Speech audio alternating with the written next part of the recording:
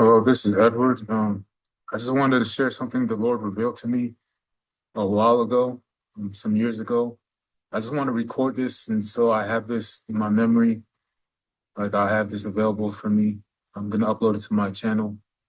Um, it's about basically, I would if I had to call it something, a title or something, it'd be covenant eyes. So basically, I just wanted to like give proof that God made a covenant with Israel and he guards them as the people of his eye. So in Deuteronomy 32, the first verses I'll be sharing here, this is the song of Moses. Moses and Joshua were told to recite the song to the children of Israel every 7 years, and also when the land was supposed to rest, and when uh, also when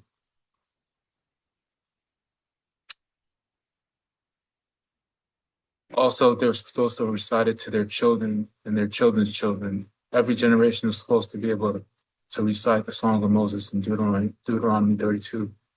Um, I think, I don't know if that's going on right now with those who are of children of Israel, but that's what they were commanded to do.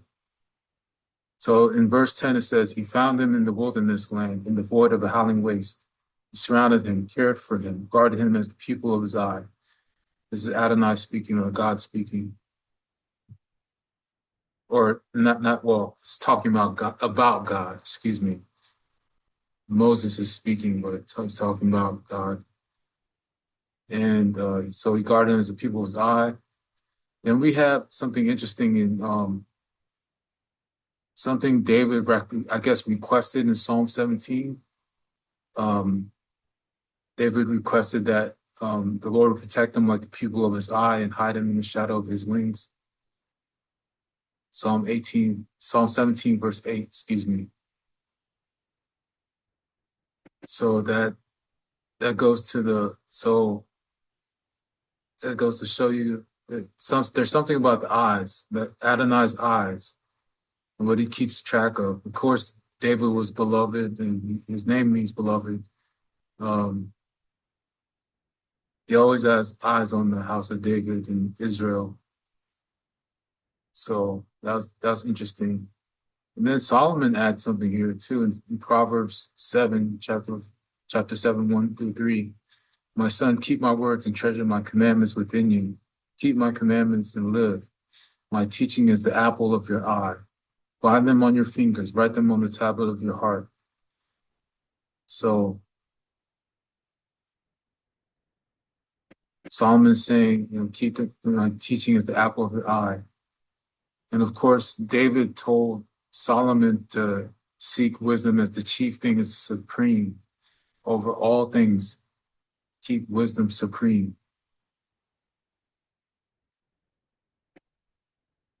So in Job, Job says something interesting while he's being questioned and interrogated, I guess.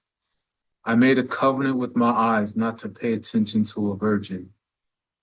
That's very interesting. It's a hint that God made a covenant with his eyes. Job was a righteous man. He was full of faith, full of zeal for God, and he was a righteous man. Um, as righteous as a man could be, I guess, without the blood of Yeshua. So it says, I made a covenant with my eyes not to pay attention to a virgin. So it's kind of hinting that God made a covenant with his eyes, and it will go on for further proof. Zechariah 2, verse 12, it goes on to say, but thus says Adonai Zebaoth, or the Lord of hosts, he has sent me after glory to the nations that plundered you, because whoever touches you touches the apple of his eye. The context is Israel, of course, and Jerusalem. So he he he keeps the Jewish people as the apple of his eye, the Israeli people as the apples of his eye. And so he keeps watch over them. And it was stated in the Song of Moses, that's what he did, care for them like the pupil of his eye. The pupil or the eye is the apple of the eye is very sensitive You don't want anything touching it.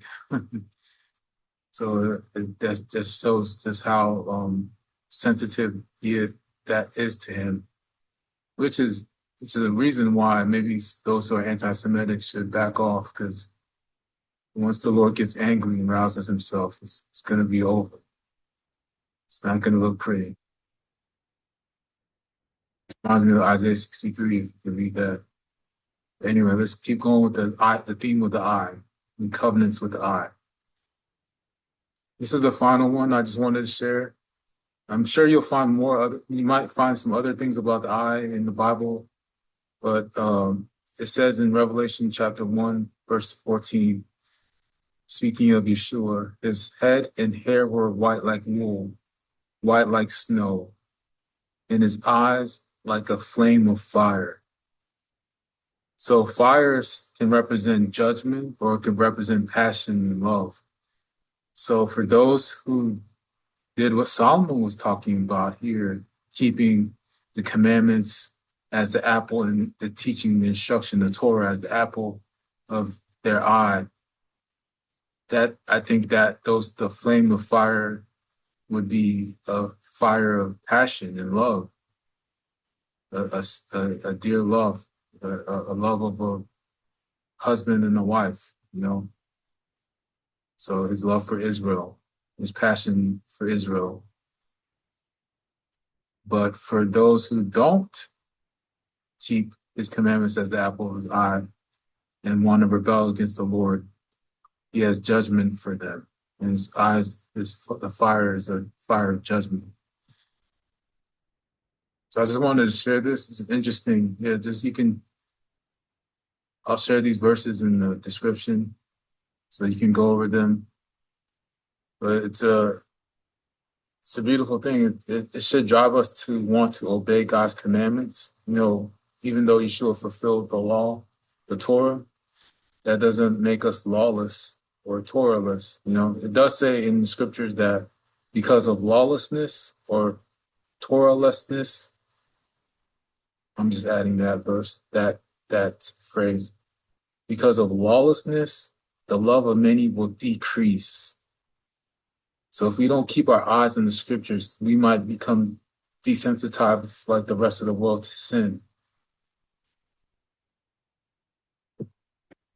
So we shouldn't abandon the law. We shouldn't abandon, and as Yeshua himself said, those who relax on the least of these commandments and teach others to relax will be called the least in the kingdom of God. If you want a high rank, then you do all that God's command from Genesis to Revelation, as in the proper context according to what applies to you. Because not everything applies to us, to everyone, and everything. We're individuals. Some are men and some are women. Some commandments applied only to the Levites and things like that. So whatever applies to you, you do it and walk in it. Keep them as the apple of your eye. And the Lord will keep you as the apple of his eye. So I just wanted to share this to encourage myself and anyone else who's watching. Keep the commandments of God and do his will. He's coming soon. God bless you.